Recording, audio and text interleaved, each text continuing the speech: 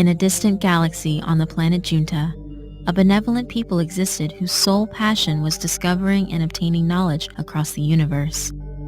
The Juntans were a peaceful people, learning various arts and crafts, practicing meditation, and only mastering the art of warfare as a means of protection as well as discipline for their minds and bodies. The horrible atrocities that the evil Necronic had been responsible for had not yet reached the realm of space where the Juntans resided. They were able to maintain a peaceful existence for some time, welcoming other races who ventured to their galaxy in hopes of learning and reaching new, heightened stages of enlightenment, or merely to escape the hardships of their own worlds. But this peace would soon be shaken.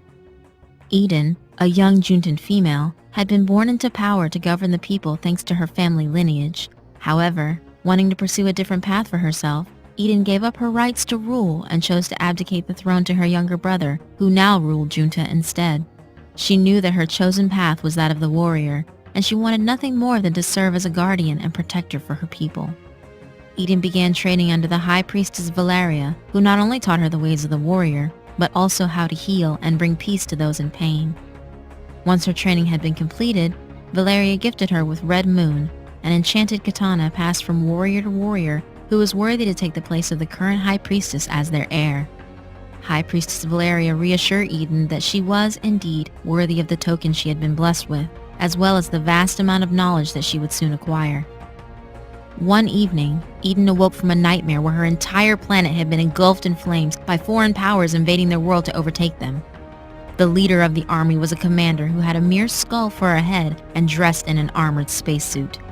While the Juntans were a peaceful race, it was no secret that they held a vast array of knowledge, and their planet held natural healing elements, said to cure just about any known disease in the universe.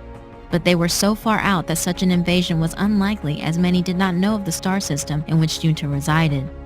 When she told Priestess Valeria of her nightmare, she told Eden that it was not a nightmare but, in fact, a vision of the future, one that the priestess had been having for some time. It was a fate that Junta would be unable to escape. Eden could not accept this as the truth. There had to be something that could be done about this, to stop this from happening. Valeria told Eden about a legendary artifact known as the Emerald of Light.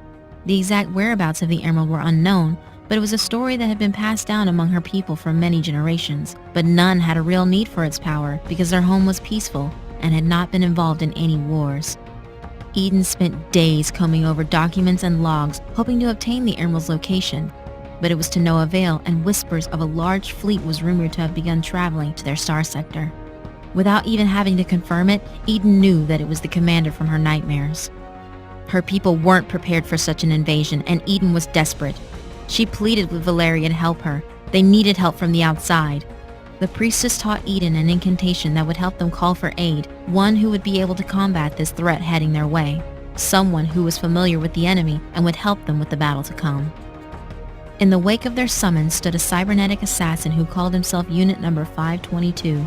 It was the first time that Eden had ever seen a man-made being, but it did not take her long for her to get straight to the point. She needed his help and quickly told him about the Emerald of Light. Unit 522 realized what artifact she was referring to and told her the location of the emerald. It had been on the very planet that Unit 522 had been isolated on after having fought and defeated the Overlord Necronic. Offering to take her there and show her the location of the emerald, Eden set off on her journey to claim the emerald in order to protect her people from an onslaught they simply were not ready to face.